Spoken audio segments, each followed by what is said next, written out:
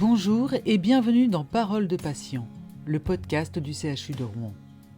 Aujourd'hui, nous donnons la parole à Jacques, qui a accompagné son épouse Liliane, atteinte de la maladie de Charcot, jusqu'à son dernier souffle. Il revient sur l'annonce de la maladie, le passage en soins palliatifs, mais aussi sur les moments difficiles auxquels il a été confronté lorsque Liliane exprimait son désir d'en finir. Jacques nous montre combien le rôle d'aidant est central. Être présent, écouter, soutenir et parfois trouver la force de guider l'autre avec patience et humanité.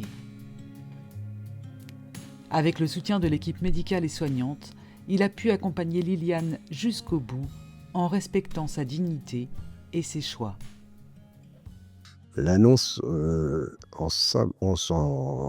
passage de soins palliatifs a été bénéfique, entre guillemets, pour la bonne et simple raison, c'est que en tant qu'accompagnant, c'est très difficile à supporter et déjà pour le patient, parce que le patient a toute sa tête et il faut admettre aussi que euh, les gens savent quand même qu'ils sont dépendants. Ils sont tout à fait dépendants et plus ça va, plus ils sont dépendants.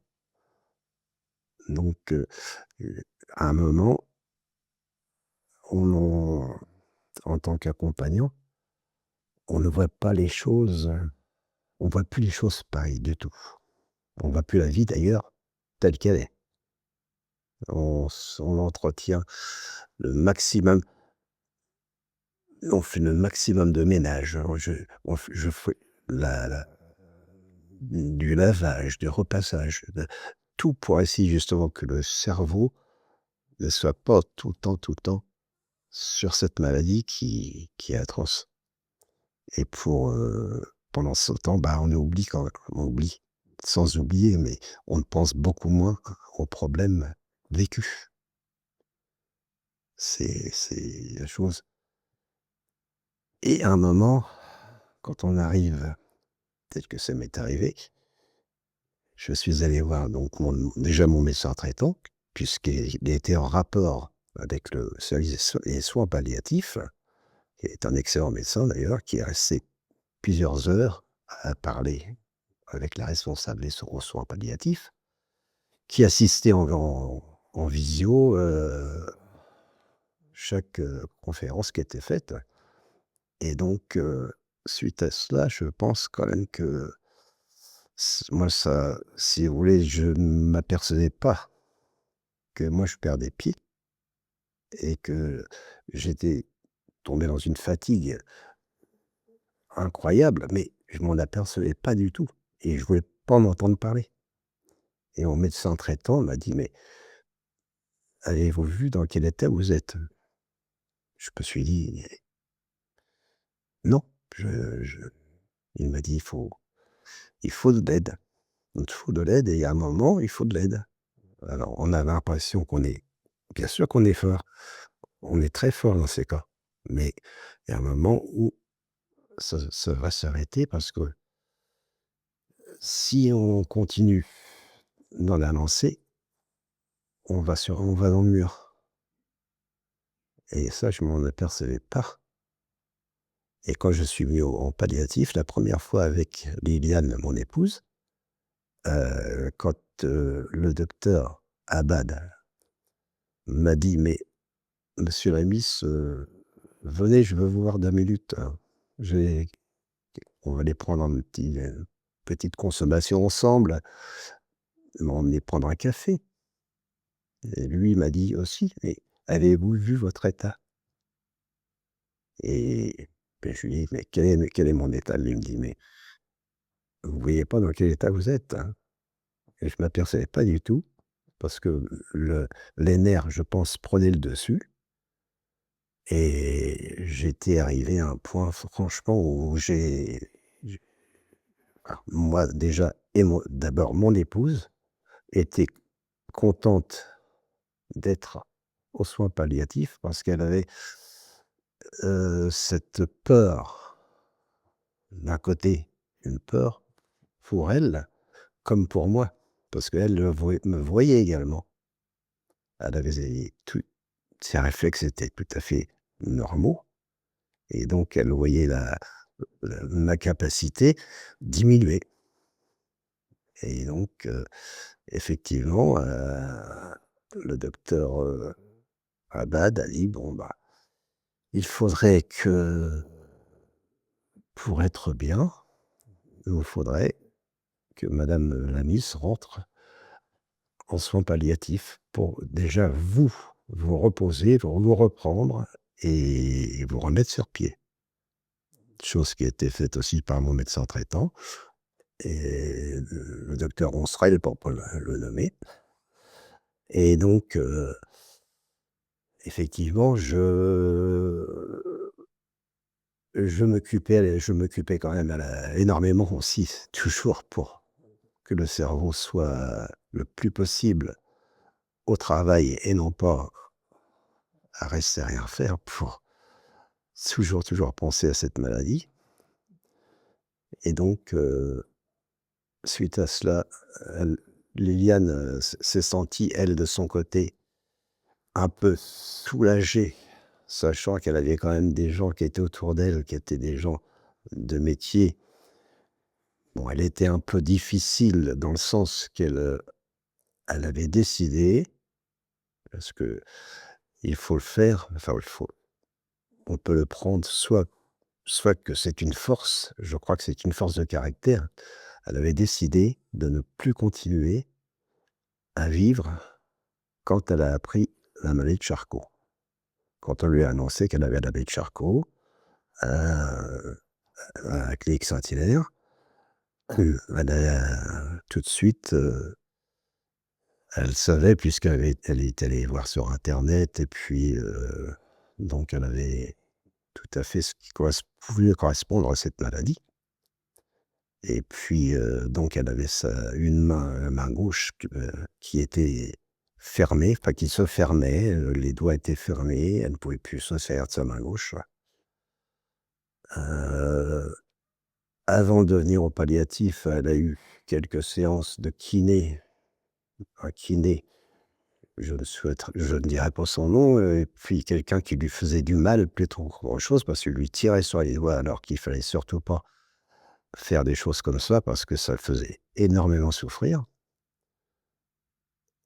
Donc elle est sortie 2 fois des soins palliatifs, pour rentrer à la maison et je sentais qu'elle avait, un peu peur. Le manque de personnel autour d'elle, un personnel formidable, que ce soit les infirmières, que ce soit le personnel soignant, que ce soit le personnel, heu, les femmes de service, tout le monde a été très, très gentil. Je dois dire que c'était formidable. J'ai connu des gens, rencontré des gens super,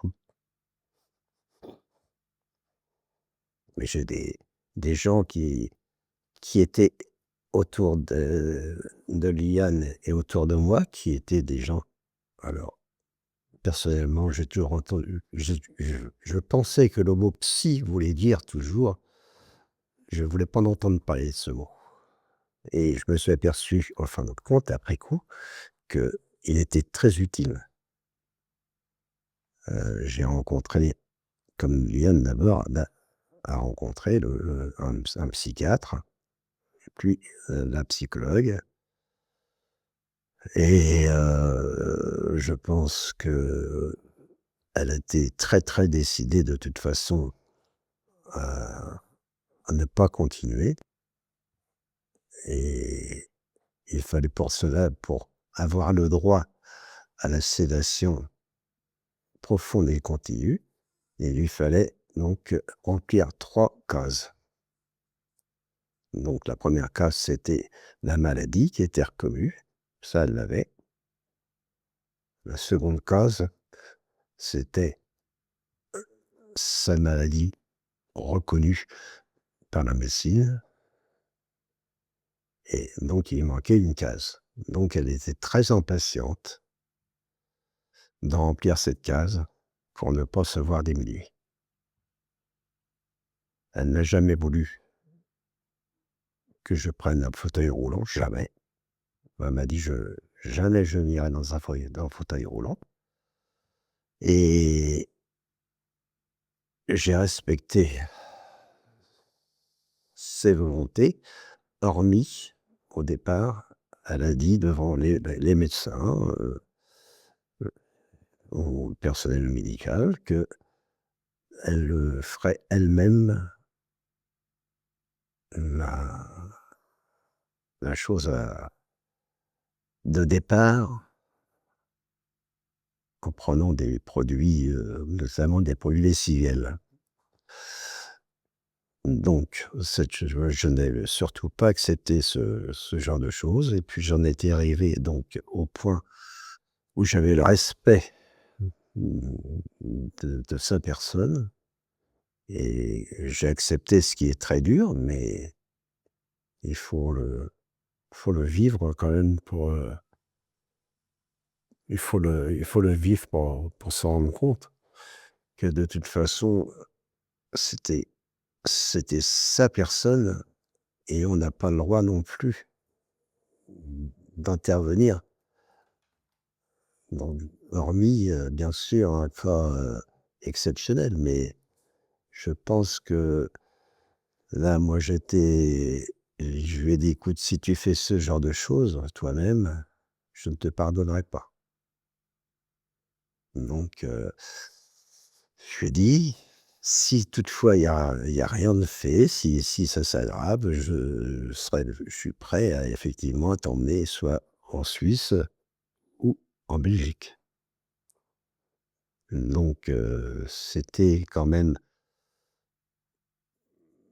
prévu. Son arrêt de «vie» entre guillemets était prévu, était programmé puisque on attendait, la troisième case ici, au rang palliatif.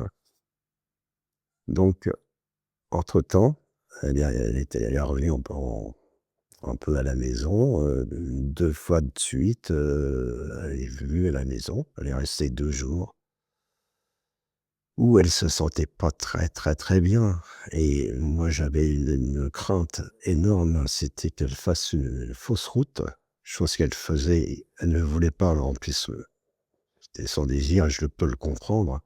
Elle ne voulait pas manger des aliments sans les enfin, qui soient elle voulait pas d'aliments qui soient passés, au broyeur ni elle voulait que ce soit vraiment, l'aliment et moi j'avais eu une peur, j'ai eu d'ailleurs 2 fois ça m'est arrivé où elle a fait une fausse route. La toute première fois, ne sachant pas, j'ai fait une erreur, j'ai mis tout de suite les mains dans la gorge, chose qu'il faut surtout pas faire, donc je l'ai su après.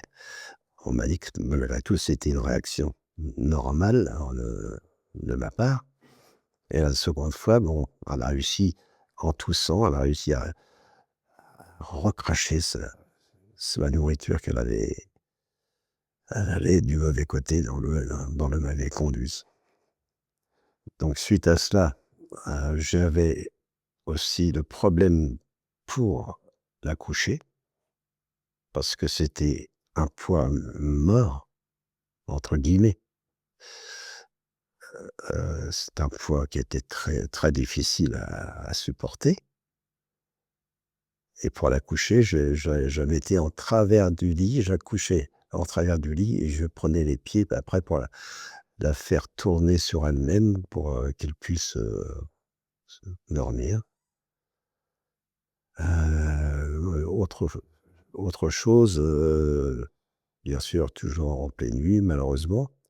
À 2 heures du matin, elle avait envie d'aller uriner, elle est allée, voulait aller aux toilettes, je l'ai aidée pour se lever, je l'ai accompagnée, elle me tenait le bras et puis, elle a fait une chute sur le parquet et je l'ai accompagnée. Heureusement, j'avais mon coude qui tenait son bras et donc, je l'ai accompagnée parce que je l'ai pas laissé tomber, de toute sa hauteur, donc je l'ai accompagnée jusqu'au sol, mais je ne pouvais plus la relever. Donc j'ai mis un petit coussin sous sa tête et j'ai appelé le SAMU qui est venu, effectivement, qui a vérifié son état et puis est allé la faire, pipi et puis l'a recouchée aussitôt, donc suite à cela, elle a voulu retourner en soins palliatifs, donc elle est retournée en palliatif où, elle a passé quelques jours de sa vie, bien entourée, très, très bien entourée et moi-même aussi d'ailleurs. J'ai un souvenir, d'humanité. Le soir, je restais le maximum de temps avec elle, donc on m'apportait même un plateau repas. C'était très, très généreux et très gentil d'ailleurs de la part du service.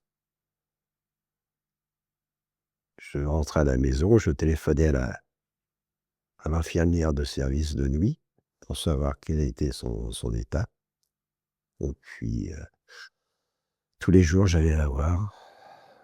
Elle me faisait des petits coucous par la fenêtre.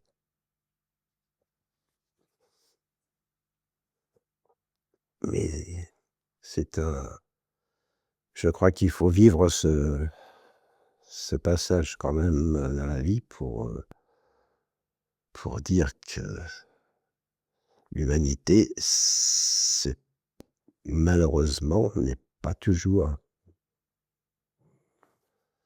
du côté que l'on croit. C'est là, je pense que les gens qui travaillent dans ce service sont des gens qui sont vraiment triés sur la taille et puis qui ont un accompagnement, formidable, aussi bien pour le malade que pour les aidants.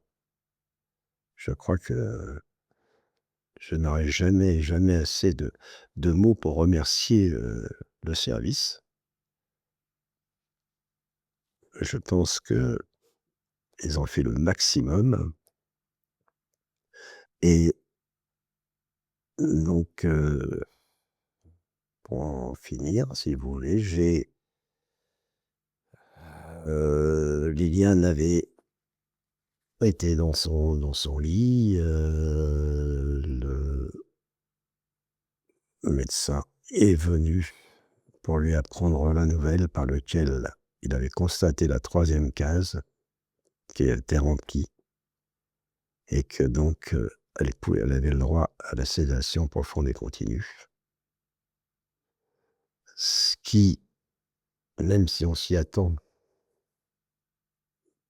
au moins pour ma part, j'ai été secoué. Mais malgré tout, il y a aussi, entre parenthèses, je pense qu'on on pense aussi à la souffrance que peut ressentir le malade et sincèrement, ce qui était très dur pour moi, par contre, c'est de me demander d'y apporter un calendrier pour, lui donner une date pour son départ. Ça a été très, très dur. Donc elle avait aussi un caractère très fort. Donc je lui ai apporté le calendrier et elle voulait partir un vendredi soir. Je lui ai dit: «Non», j'ai dit: «Tu attendras si tu veux que le week-end, au moins que tes proches, tes amis viennent te voir».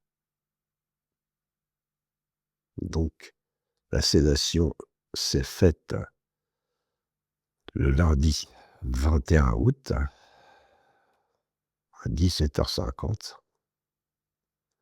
Ce sont des dates et des heures qu'on se rappelle et donc je suis venu la voir le lendemain matin. J'ai attendu, enfin je suis resté avec elle jusqu'à 23h, 23h30 même et elle a commencé à perdre un petit peu de ses capacités Mais malgré tout, elle parlait encore et j'ai compris, avec l'infirmière, j'ai compris à un moment qu'elle me disait de partir parce qu'il faisait nuit. Elle avait peur pour moi. Donc, je suis revenu le lendemain, elle dormait paisiblement. Plus de réaction de souffrance, pas de soubresaut, absolument pas. Je suis donc venu le mardi et donc le mardi soir, je suis parti à 23h30 aussi et le mercredi matin à 9h15, on m'a appris qu'elle était décédée. Je suis venu la voir et elle était très, très détendue, très bien préparée. J'ai une chose formidable de voir quelqu'un détendu, ce qui est très, très important aussi pour les accompagnants parce que de voir une personne, qui on sent qu'elle est partie sans souffrance, contrairement à certaines personnes qui vont se battre contre la mort et qui ont des traces. Là, aucune. Bon, je suis allé ensuite, je suis resté avec elle, je lui ai parlé parce que j'avais enregistré sur mon téléphone, sans le vouloir d'ailleurs, je parlais sans l'apercevoir.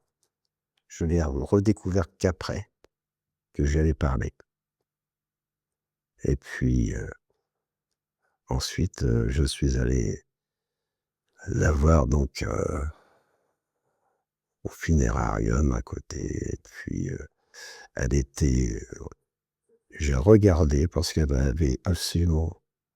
elle tenait absolument à ce que tout soit suivi et j'ai respecté ses volontés. Elle avait sorti ses vêtements, elle avait tout préparé sur un lit en me disant: «Je vous reste ici, je vous reste là». Alors, il y avait le choix entre 2 chemisiers, effectivement, c'est tout. Le restant, c'était elle voulait avoir ses sandalettes et son soutien-gorge, enfin, ses sous-vêtements et quand je suis arrivé à la chambre mortuaire, j'ai regardé personnellement si c'était fait et c'était respecté. Donc je suis allé la voir tous les jours jusqu'à ce qu'elle parte, définitivement et voilà donc, c'est très difficile, à vivre, mais il faut aussi voir une chose, c'est que pour l'accompagnant, la vie continue, sachant que Liliane m'avait dit surtout: «Vis ta vie» et quand on vous dit ça, sur le coup, vous ne pensez pas du tout, vous ne pensez à rien du tout. Vous pensez vous êtes ailleurs, votre esprit est ailleurs totalement, mais malgré tout, la vie continue. Pour ma part, je suis très sensible. Je suis une personne très, très sensible, mais j'avais 2 solutions. Ou je vivais ce départ d'une mauvaise façon et je dois dire qu'il y a un moment où j'ai failli faire un geste, et j'ai une personne qui m'a sorti de là. Donc j'ai suivi petit à petit. Je me suis rappelé ce que me dit Liliane: «Vis ta vie» et je suis tombé sur une personne qui a connu aussi beaucoup, beaucoup, beaucoup de gros problèmes, de départ aussi, de de mari et actuellement donc je me suis remis avec cette personne avec laquelle je suis très heureux. Ce qui n'empêche pas que je pense toujours quand même à Liliane et on n'oubliera jamais. C'est une chose qu'on n'oublie pas. Vous parliez tout à l'heure d'une troisième case. Je n'ai pas saisi ce que c'était exactement. L'annonce de la maladie, c'était la première case. Ensuite, la maladie reconnue par les médecins. Donc, c'était la deuxième case. Vous Et la parliez troisième tout à l'heure case, d'une troisième case. ça allait en empirant. Je n'ai pas saisi ce que c'était exactement. Je n'ai pas dit. Donc, elle avait la main gauche qui était fermée. Et elle commençait à sentir que, elle voulait surtout pas, elle commençait à sentir que ça allait. Alors, effectivement, il y a des gens, cette maladie, cette fichue maladie n'est enfin, est la même pour tout le monde. Le résultat est le même. C'est entre 3-5 ans, les gens meurent étouffés, c'est évident. Mais maintenant, ça peut aussi se déclarer d'une autre façon. Liliane, c'était sa main. J'ai une personne que j'ai connue qui ne parlait plus du jour au lendemain. N'avait plus de ses cordes vocales étaient bloquées, donc elle ne pouvait plus parler, les muscles systématiquement se je pense se dégénèrent et puis, ça va malheureusement de mal en pis, quoi. Ça, c'est clair que et donc la seule fois où je l'ai sorti de sa chambre jusqu'en bas, une fois, le samedi avant qu'elle parte. J'ai réussi quand même, mais il faisait très beau. Je lui ai dit: «Écoute, on va faire un petit tour dehors, ça va te changer les idées». Merci à Jacques d'avoir accepté de partager ce témoignage si intime et bouleversant. Son récit souligne l'importance du rôle des aidants, qui sont souvent le fil invisible entre le patient et le soin, et rappelle que les soins palliatifs ne concernent pas seulement le patient, mais aussi l'accompagnement et le soutien des proches. Pour prolonger cette réflexion, nous vous invitons à écouter l'épisode de Paroles d'experts avec les docteurs Marco Achille Gambirasio et Sébastien Abad, qui apportent leur regard médical et technique sur l'accompagnement en soins palliatifs. Merci de votre écoute et à très bientôt pour un nouvel épisode de Paroles de CHU. C'était Paroles de CHU, le podcast qui vous plonge au plein cœur du CHU de Rouen à travers le témoignage des personnes qui vivent et font vivre l'hôpital au quotidien, nos patients, professionnels et experts médicaux. Prenez soin de vous et à bientôt dans Paroles de CHU.